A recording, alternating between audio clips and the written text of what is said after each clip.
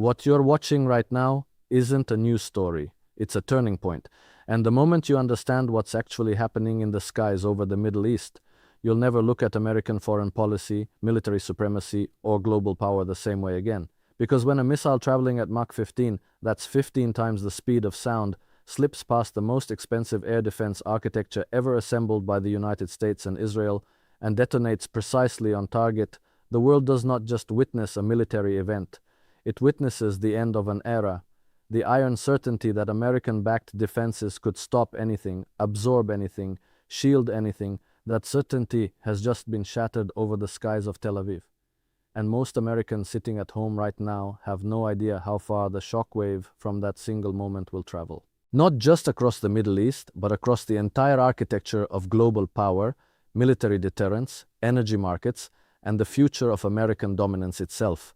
On March 1, 2026, Iran launched its FATA-2 hypersonic missile for the first time in actual combat. Not in a test, not in a demonstration, in a live war against hardened Israeli targets with American THAAD batteries actively deployed to defend them. And it got through. Iran reportedly used the FATA-2 against a fortified Israeli Defense Forces command center, killing 7 senior officers and numerous others. Let that sit with you for a moment.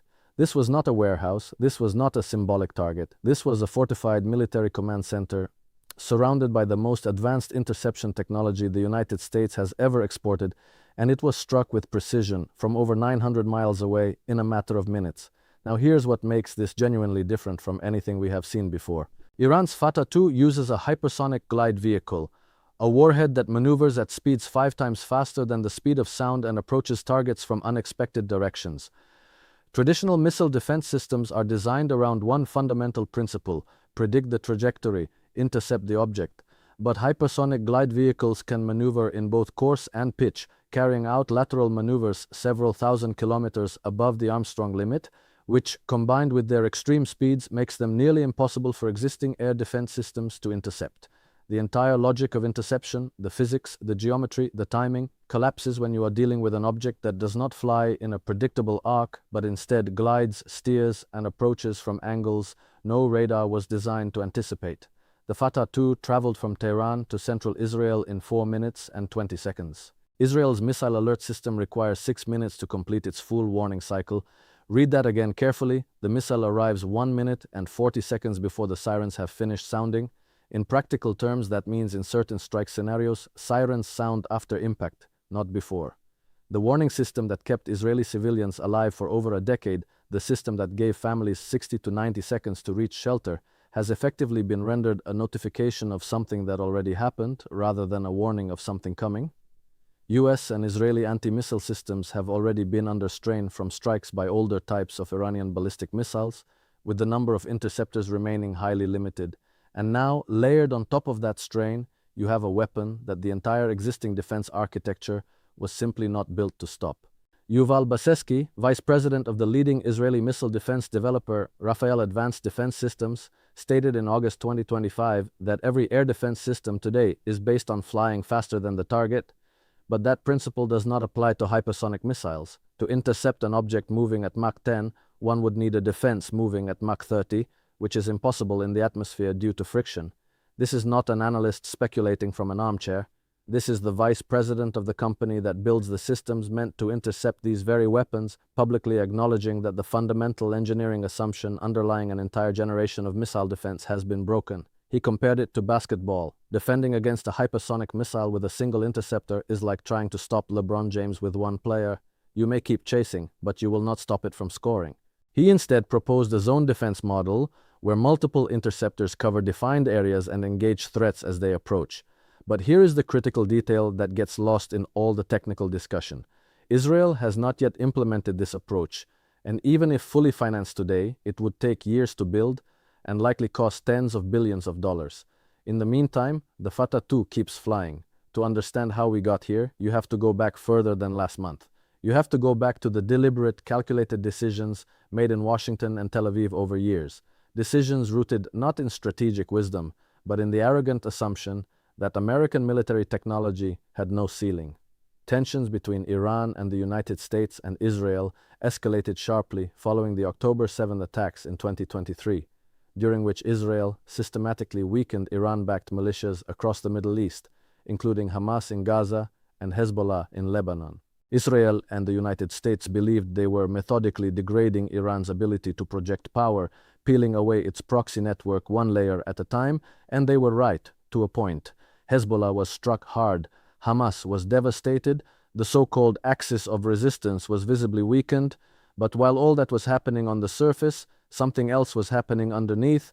Iran was not idle, Iran was not simply absorbing the blows and waiting to collapse. Iran was building the kind of weapon that makes everything the United States and Israel spent on offense and defense simultaneously obsolete. The United States and Israel launched joint strikes on Iran on February 28, 2026, in an operation that reportedly included killing Supreme Leader Ali Khamenei and dozens of senior military figures. Now, the decision to kill a sitting head of state of a sovereign nation is not a tactical decision, it is a civilizational one. It crosses lines that once crossed cannot be uncrossed. You cannot unkill a supreme leader. You cannot walk back the precedent that any state, no matter how large or small its military, is now fair game for decapitation by the United States and Israel acting in concert. Every government on earth watched that, and every government on earth drew its own conclusions about what American leadership means in 2026, and Iran's response was exactly what you would expect from a government that perceived the attack not as a military setback, but as a battle for the Islamic Republic's very survival. In retaliation for the joint US-Israeli strikes, Tehran launched an unprecedented barrage of missiles and drones at multiple Gulf states. For the first time in history, Iran attacked all Gulf Cooperation Council countries: Bahrain, Kuwait, Oman, Qatar, Saudi Arabia, and the UAE. Read that sentence carefully because it tells you something profound about the new geometry of this conflict. Iran is not firing missiles at Israel and hoping for the best. Iran is conducting a comprehensive, coordinated campaign designed to inflict maximum strategic pain across the entire American-aligned regional architecture simultaneously. It is hitting the Gulf monarchies that host American bases. It is targeting the energy infrastructure that powers the global economy. It is firing into Iraq, Jordan, and Syria. It is activating Hezbollah in Lebanon. And in the middle of all of this, it is deploying the one weapon that American technology cannot currently stop. Iranian retaliatory strikes have targeted US embassies and military installations in the United Arab Emirates, Saudi Arabia, Qatar, Kuwait, Bahrain, Iraq, Oman, and Jordan. Iranian attacks have also targeted oil infrastructure, including vessels in the Strait of Hormuz, through which 20% of the world's oil passes. 20%. Stop and think about what that number means in practical terms. The Strait of Hormuz is not just a geographic feature on a map, it is the throat of the global economy. Everything that flows through it, oil, liquefied natural gas, refined petroleum products, feeds factories, heats homes, powers aircraft, moves cargo ships, and underpins financial markets from New York to Tokyo to Frankfurt. The disruption of oil flows out of the Persian Gulf quickly led to fuel shortages and rationing in parts of Asia east of the Gulf, which rely heavily on oil supplied through the Strait of Hormuz, as well as a sharp increase in price in the global oil market. And this is happening right now, not in some hypothetical future scenario. This is the economic dimension of a war that much of the American media is still covering as if it were a distant regional skirmish rather than a structural threat to the global order that the United States has maintained since 1945. As of the 17th day of the conflict, Iran claimed it had fired approximately 700 missiles and 3,600 drones at US and Israeli targets since the war started. 700 missiles, 3,600 drones, over 17 days. That is not a retaliatory strike. That is a war of sustained attrition, and Iran is waging it with the explicit strategic calculation that it can outlast the United States and Israel's willingness to absorb the consequences. From Iran's perspective, a cessation of hostilities would merely be a temporary respite before the United States or Israel restart the conflict once they have replenished their military supplies. Therefore, a slow, protracted war of attrition is probably Iran's intended outcome.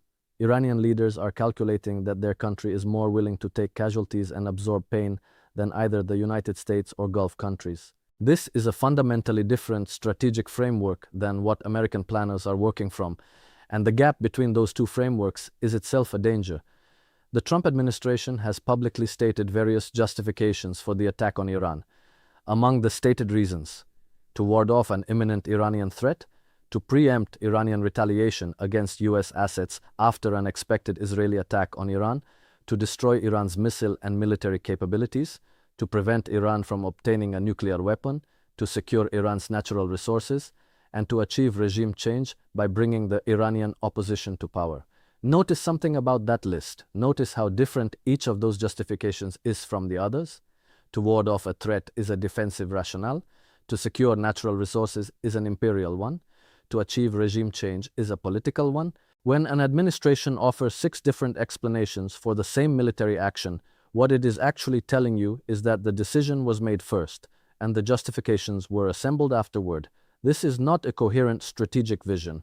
This is improvisation with nuclear-adjacent consequences. And here is where the hypersonic missile becomes more than a military story. It becomes a mirror held up to 30 years of American foreign policy assumptions. The United States has spent decades and hundreds of billions of dollars on the premise that technological superiority translates into strategic control.